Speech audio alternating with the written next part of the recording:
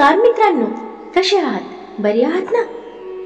सख्या, तू असता तर मला माझ्या बटा सावरता आल्या नसता आणि माझ्या बटांचा मोह तुला आवडता आला नसता.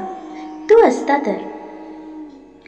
पहा, इतकं गोडसं नातं केवळ प्रियसी आणि प्रियकराचंच असतं असं नाही. लग्नानंतरही अर्थात वैवाहिक नातंही असंच गोडसं असतं. सुरुवातीला सगळे छान चाललेलं असतं.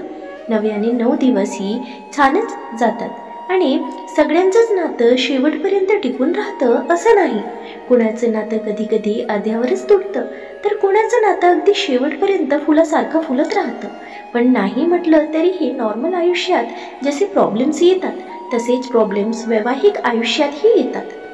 घरातील नात्यांमध्ये जसे वाद निर्माण होतात, समस्या येतात, तशाच समस्या या वैवाहिक नात्यात येतात. आता भिन्न स्वभाव असल्यामुळे साहजिकच एकमेकांशी आणि घरातील इतरांशी जुळवून घ्यायला थोडा वेळ लागतोच. कधी कधी तर पटत नाही आणि त्यावरून हळूहळू खटके उडणे, वेगवेगळे वाद निर्माण होणे, संवाद तुटणे, एकमेकांशी तुच्छतेने वागणे, एकमेकांचा तिरस्कार करणे अशा गोष्टी वाढू लागतात आणि साहजिकच यामुळे वैवाहिक नातं गढूळ होत जातं. वैवाहिक नात्यात दुरावा निर्माण होतो. कधी कधी तर गोष्टी इतक्या टोकाला पोहोचतात की मी का लग्न केलं त्या माणसाशी, मी का लग्न केलं या बाईशी असं बोलण्यापर्यंत दोघांची हिंमत वाढते. इतकंच नाही तर कधी कधी अपत्य असूनही थेट घटस्फोटाचा पर्याय विचारात घेतला जातो. लहान मुलाचा विचार यामध्ये बाजूलाच राहतो. कधी संशयी वृत्ती तर कधी कधी घरातील सदस्यांची चुकीची वागणूक यामुळेही वैवाहिक नात्यात समस्या येतात. आणि आता वैवाहिक नातं आलं म्हणजे शारीरिक जवळीक तर येणारच. तर अनेकदा काय होतं, वेळेअभावी, कामाअभावी ही शारीरिक जवळीक साधता येत नाही. त्यामुळे कधी कधी चिडचिड वाढून वैवाहिक नातं कोमे जायला लागतं.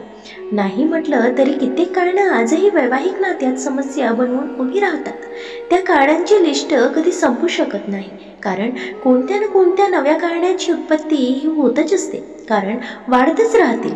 आपण मात्र सॉल्युशन कसं काढता येईल याचा विचार करायला हवा. तर इथे असलेल्या प्रत्येकाचं वैवाहिक नातं किती सुंदर आहे आणि किती नाही याची कल्पना मला नक्कीच नाही. सुंदर असेल ज्याचं नातं अगदी फुलासारखंच दरवळत असेल तर ते निश्चितच चांगली गोष्ट आहे. परंतु ज्यांच्या नात्यात काही समस्या आहेत, वाद आहेत, वैवाहिक नातं तुटण्याच्या मार्गावर आहे, त्यांनी हा व्हिडिओ पूर्ण नक्की बघा. हा व्हिडिओ त्यांच्यासाठीच आहे. तर वैवाहिक नातं हे कसं असेल आणि कसं नाही याचा अंदाज हा सहसा बांधता येणं अशक्यच आहे. तरीही या वैवाहिक नात्यात वेगवेगळ्या समस्या येतच असतात.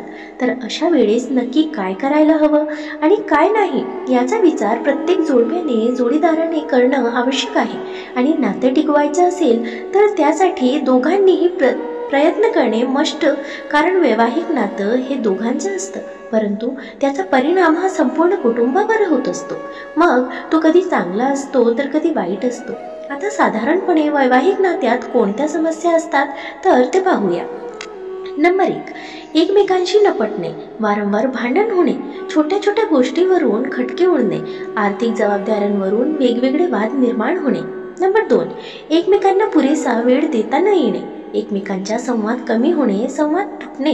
नंबर 3, मुलांच्या भविष्याचे निर्णय, कुटुंबातील वेगवेगळे निर्णय घेताना निर्माण होणारे वाद.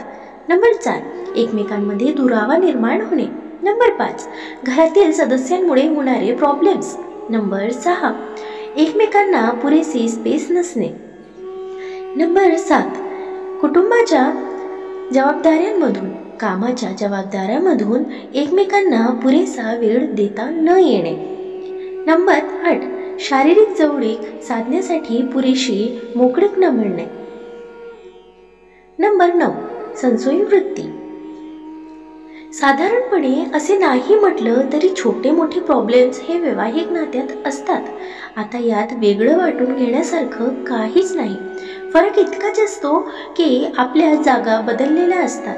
जसं काळानुसार बदलावं म्हणतात, तसंच कधी कधी जागेनुसार बदलणं आवश्यक असतं. कुठेतरी कधी कधी तडजोड ही करावी लागते. इतकंच की आपल्याला त्याची सवय नसते. दुसऱ्या जागेत, दुसऱ्या वातावरणात मुरायला थोडा वेळ तर लागणारच ना. सगळेच एका वर्षात छान सेटल होऊ शकतात असं नाही. प्रत्येकाचं नातं हे क्षणात फुलतं असं नाही. सगळीच नाती क्षणात मुरणारी, सणात फुलणारी नसतात. काही नात्यात वेळ हा लागतोच आणि असे प्रॉब्लेम्स हे वैवाहिक नात्यात येतच असतात. हे स्वीकारून पुढे जाता यायला हवं. कारण कधी कधी दोघांची किंवा कोणाचीही चूक नसते, चूक असते ती परिस्थितीची. पण मग त्यावेळी आपण परिस्थिती पाहत नाही, उलट एकमेकांना दोष देत बसतो, एकमेकांवर आरोप प्रत्यारोप करत राहतो. यामुळे काय होतं तर एकमेकांमध्ये दुरावा निर्माण होत जातो. कामाचा ताण, चिडचिड, वेळेचा अभाव, शारीरिक जवळीकतेचा अभाव, कौटुंबिक आर्थिक समस्यांचा डोलारा वाढत जातो आणि साहजिकच या सगळ्याचा परिणाम मनावर, घरावर, आरोग्यावर होत असतो. आणि कधी कधी हा परिणाम सहन होण्यापलीकडे जातो. शेवटी अनेक जोडपे वेगळे विभक्त होण्याच्या मुद्द्यावर येतात. थोडक्यात काय होतं तर मेहनतीने जोडलं गेलेलं क्षणात तुटायला लागतं. पण एक सांगा, हे असं तोडलं खरंच गरजेचं आहे का? मित्रांनो, तुटायला आलं किंवा तुटलं तर काय होतं एकदा जाणून घ्या. नंबर 1, मानसिकतेवर, शरीरावर, आरोग्यावर वाईट परिणाम होणे. नंबर 2, मुलाच्या मनावर, भविष्यावर परिणाम होणे. नंबर 3, दोन्ही कुटुंबातील घडी विस्कटणे. नंबर 4, करिअरवर, कामवर विपरीत परिणाम होणे. नंबर 5, नैराश्य येणे.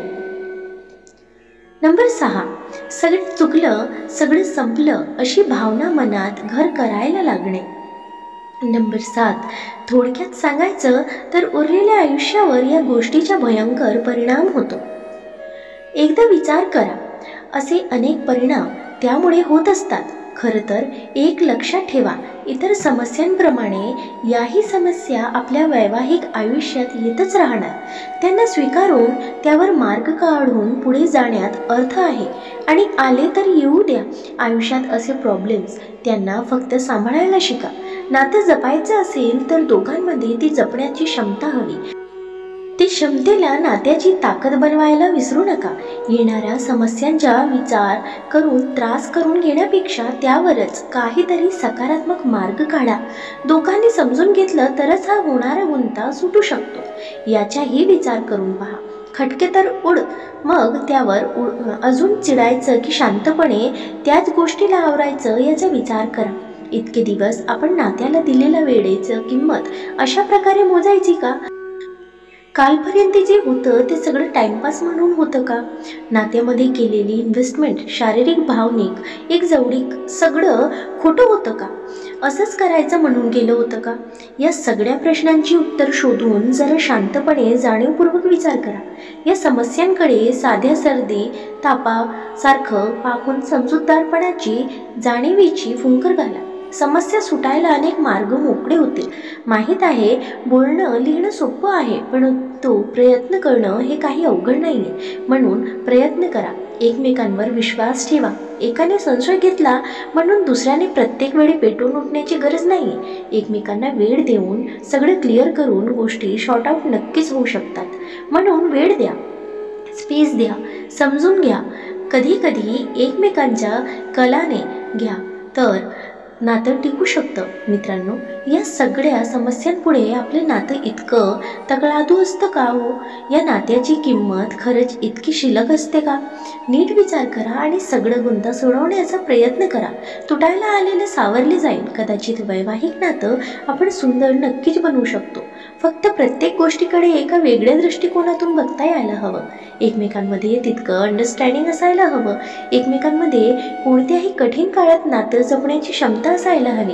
नातेसंबंध करणारी जाणीव असायला हवी. मित्रांनो, वैवाहिक नातं फुलवतं तर फुलत जातं, बहरत जातं. सुखाचा सुगंध शेवटपर्यंत पसरवत राहतं. म्हणून नातं फुलवायला शिका, जपायला शिका. आपण जोडलेलं नातं आपण नाही जपायचं तर कोणी जपायचं? मित्रांनो, दररोज सकारात्मक विचारांसह आपण भेटत असतो. तुमचे जीवनही असेच सकारात्मक विचारांनी भरून जाऊ. तुमच्या मनातील सर्व चांगली इच्छा आकांक्षा पूर्ण होत तुम्हाला सुख समृद्धी लाभो ही ईश्वराच्या चरणी प्रार्थना. मित्रांनो, तुम्हाला हा व्हिडिओ कसा वाटला कमेंट करून नक्की सांगा.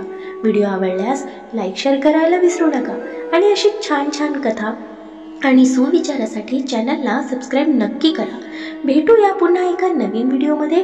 तवर स्वस्त रहा, मस्त रहा, आनंदित रहा. धन्यवाद.